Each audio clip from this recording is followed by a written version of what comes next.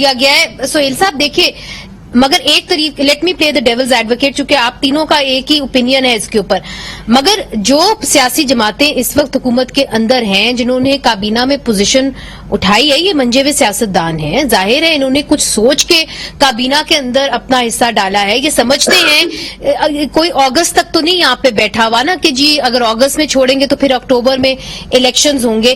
یہ کچھ ایسا سمجھ میں آ رہا ہے. اور کل ایم کیو ایم نے بھی یہ بات کہی کہ ظاہر ہے ہم سمجھتے ہیں، ہماری اپنی اوپینین ہے کہ جی اگلے سال تک جو ہے اسمبلیز اپنی مدت پوری کریں گی. یہ ان کا ایک سٹیک سسٹم کے اندر ہے، تو یہ پھر چلانے کی بھی تو کوشش کریں گے نا جی؟ جی دیکھیں، کوشش تو کرنی چاہیے. ہماری بھی خواہش ہے سب کی کہ یہ حکومت چلے اور 1 سال تک چلے اور پوری ٹینیور مکمل کریں. اور اس کوشش سے زیادہ ان کا انٹرسٹ ہوگا، ڈیپ سیٹڈ انٹرسٹ.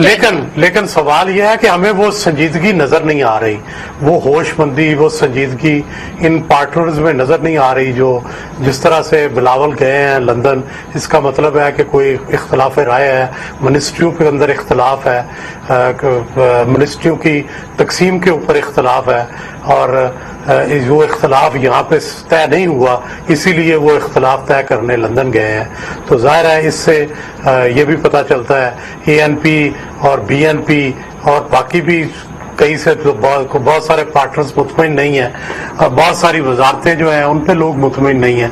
تو اس سارے کا مطلب کیا ہے؟ مطلب یہ ہے کہ جو پارٹنر ہیں وہ سنجیدہ نہیں ہے، ان میں وہ بردباری نہیں ہے، ان میں وہ برداشت نہیں ہے، بلکہ ان میں وہ سنجیدگی نہیں ہے جو اس کولیشن کو چلانے کے لیے چاہیے.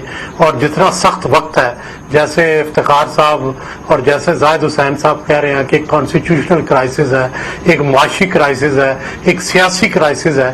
اس کے اندر تو آپ کو ایک سپر ٹیم چاہیے جو ان کرائسس سے نکال کے آپ کو الیکشن کی طرف لے کے جائے. لیکن یہ سپر ٹیم نہیں بن پا رہی. میرا خیال ہے یہ بانمتی کا کنبہ ہی ہے. توقع کرنی چاہیے کہ اللہ تعالیٰ ان کو، شہباز شریف صاحب کو ہمت دے کہ سپر سینڈو بن جائے اور اس سارے کرائسس سے خود ہی اکیلے نکال سکیں. وگرنہ اس کابینہ کے حالات اور اس کابینہ کے جو کولیشن پارٹنرز ہیں ان کے حالات تو کوئی اتنے اچھے نظر نہیں آتے.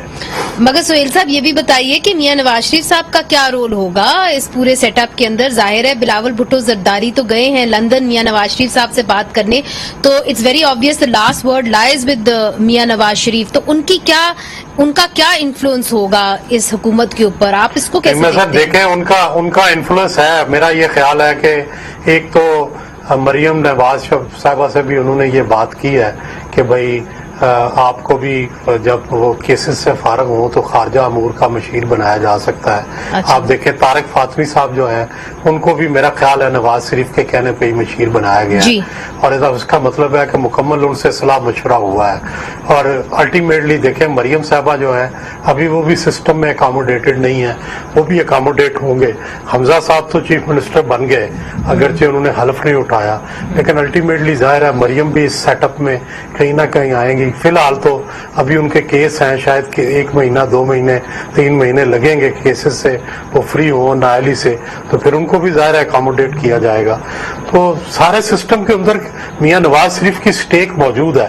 میرا خیال ہے کہ بہت زیادہ ان سے مشورہ کر رہے ہیں شہباز شریف اور ان کے مشورے سے ہی آگے بڑھ رہے ہیں.